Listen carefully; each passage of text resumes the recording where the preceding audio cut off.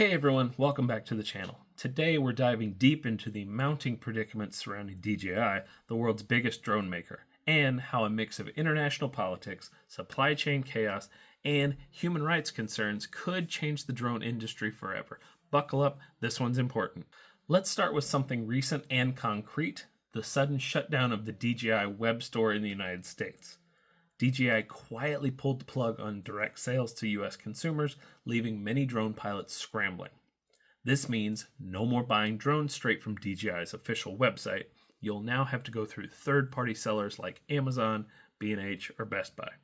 No official reason was given, but insiders speculate this may be a strategic pivot due to rising regulatory pressure or supply chain issues, as stated by some YouTubers who are official DJI parts sellers.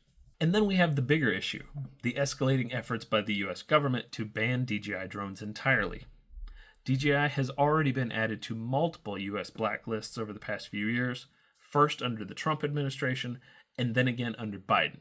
So, before everyone jumps into the comments with their orange man bad stuff, just quit.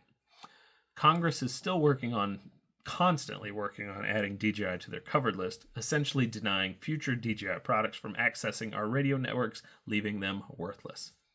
If passed, this law would ban DJI drones from being used by government agencies and strip FCC authorizations, effectively making it illegal to sell or operate DJI drones in the US. And it's not just talk anymore. Some federal agencies have already stopped using DJI drones entirely. So, what's all behind this? One major factor, allegations of human rights abuses in China. The US government claims DJI has supplied drones and technology used in surveillance of Uyghur Muslims in Xinjiang, where Chinese authorities are accused of running forced labor camps and detaining over 1 million people.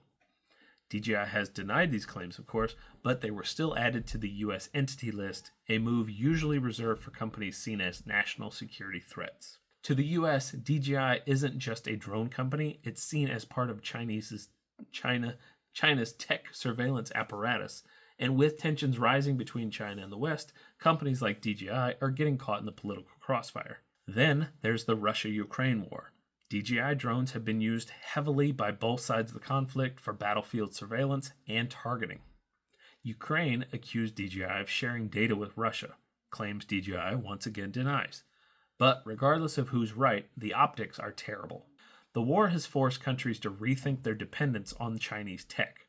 If DJI drones can be hacked, tracked, or weaponized, it raises serious national security concerns, especially in conflict zones. This ties back to the US trying to ban them, citing DJI could be sending info back to mainland China, and DJI is very open about asking the US to audit them to shed light on these violations, or lack thereof. But the US knows that if the audit never happens, DJI still makes it onto the list and gets banned, so it seems pretty obvious the US is just letting the clock run out instead of doing their due diligence. It's a sad way for this to end this coming December. On top of that, supply chain issues have plagued DJI, just like every other global tech manufacturer. Microchip shortages, logistic delays, and new export restrictions are all slowing down production.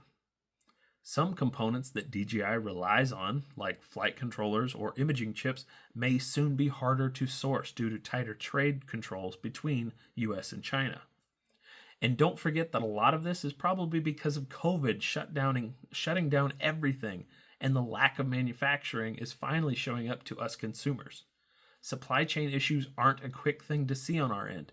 Manufacturers usually have enough inventory to make it a few years typically before the consumer sees the effects, and here we are a few years post-COVID.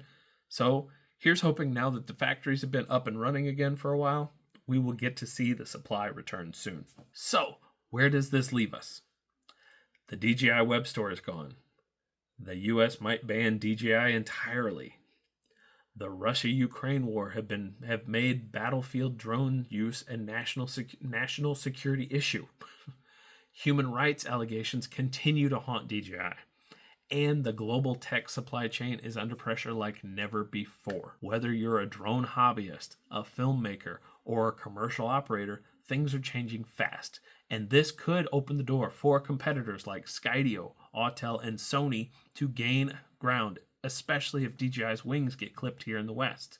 If you found this video helpful, don't forget to hit the like, subscribe, and let me know in the comments, do you think the US is actually running out the clock on the security audit, or could there be something that they found but they can't divulge to the general public? Because if they would do so, it would expose a vulnerability or some piece of information that we don't want China knowing that we know. Until next time, enjoy DJI products while you can. I love you guys. Bye.